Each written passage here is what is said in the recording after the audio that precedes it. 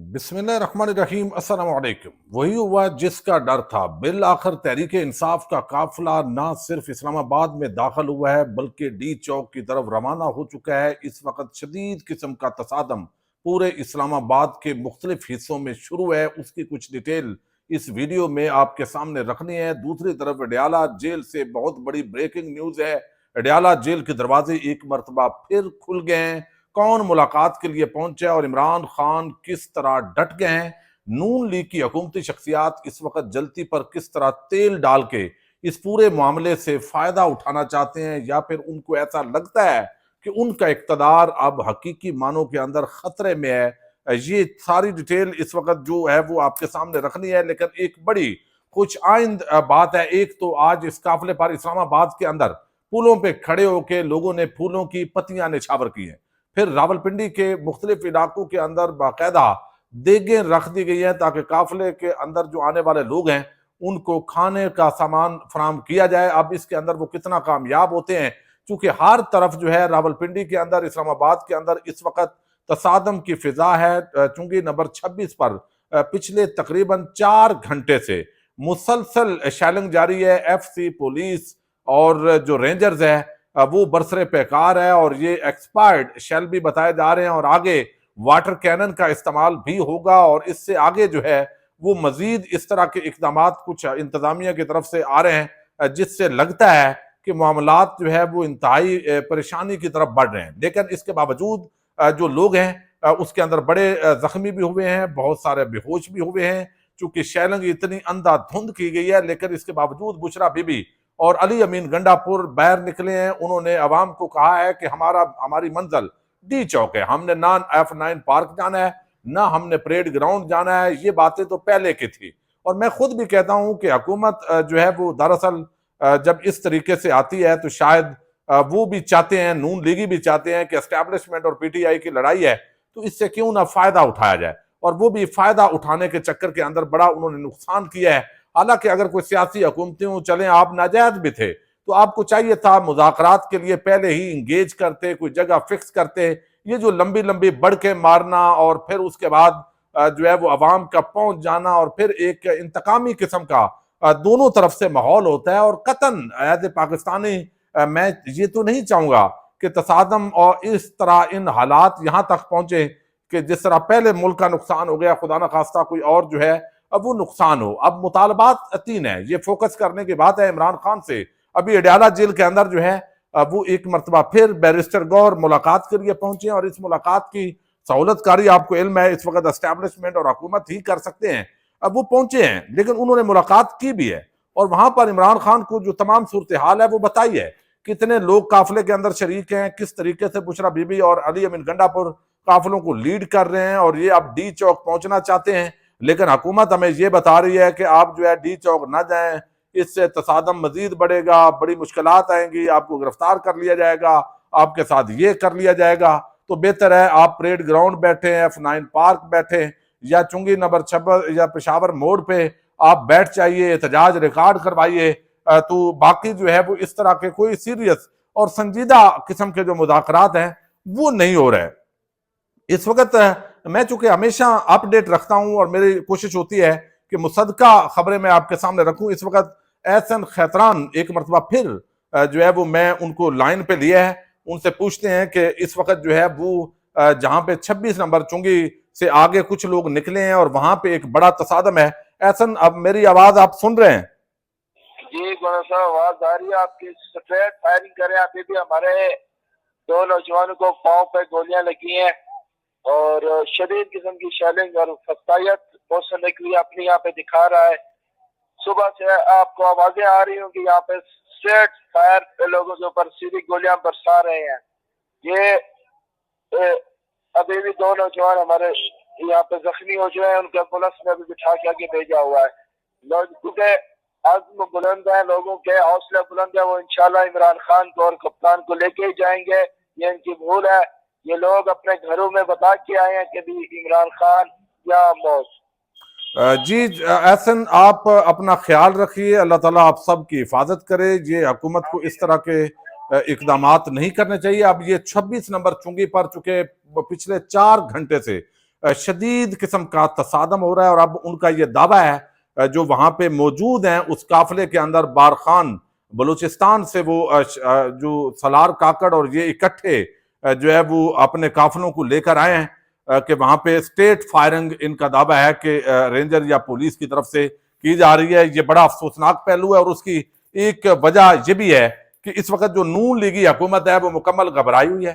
میاں نواز شریف مبینہ طور پر جو خبر بریک ہوئی ہے کہ وہ جس طرح ان کو جو ہے ہیلی کاپٹر کے ذریعے وہ شاید مری جو ہے وہ شفٹ ہو چکے ہیں، اب وہاں پہ وہ پہاڑوں پہ ذرا ان کے لیے اچھا موسم ہوتا ہے، لیکن اس ماحول کے اندر اگر جو ہے وہ گولی چلائی جاتی ہے اور ایک ماحول بھی بنایا گیا، ایک جو پولیس کا مبشر نوجوان اللہ تعالیٰ اس کی مغفرت فرمائے، اس کی ڈیتھ ہوئی، ابھی اس کی نماز جنازہ ادا ہوئی، اور اس کے بعد پولیس ایک ایسا جو ہے وہ بنانے کی کوشش کر رہی ہے بیانیہ کہ جس طرح وہ یہ ان دوسری طرف سے گولی چلی ہے اور ہم تو جوابی کارروائی کر رہے ہیں، تو یہ اگر گولیاں چلتی ہیں یہ بڑا افسوسناک ہے۔ لیکن اس کے اندر جو قصور ہے یہ بنیادی طور پہ اس موجودہ حکومت کا ہے۔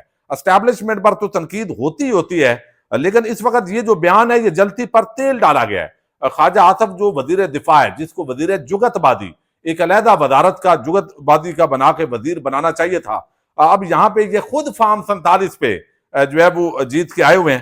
اب وہ کہتے ہیں مذاکرات کا کوئی نتیجہ نہیں نکلا، حکومت کے پاس اب طاقت کے استعمال کے علاوہ کوئی چارہ نہیں ہے، یہ ملک کا وزیر دفاع کہہ رہا ہے۔